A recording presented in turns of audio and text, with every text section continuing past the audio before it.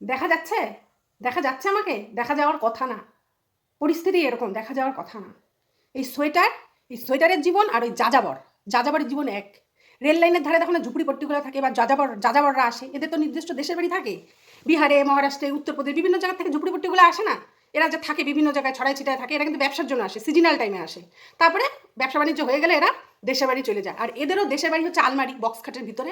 এই সিজনটাতে আসবে, আসার পরে বিভিন্ন জায়গায় ছড়াই ছিটায় থাকবে, বিভিন্ন জায়গায়, সোফার মধ্যে, খাওয়ার টেবিলে, পড়ার টেবিলে, বিছানায়, এমনকি পাকাতে, ছাদের ওয়ালে, ছাদের রশিতে, বিভিন্ন জায়গায় থাকে।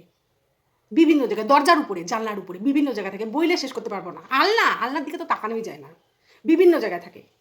যতই এদের অ্যারেঞ্জ করে রাখার চেষ্টা করি, যতই নির্দিষ্ট জায়গা বানাই না, এদের তো ধর্ম, এরা ছড়াই ছিটাই থাকবে।